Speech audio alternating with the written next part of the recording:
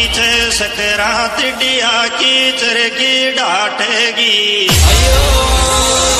आई जी तो पतंग लड़ा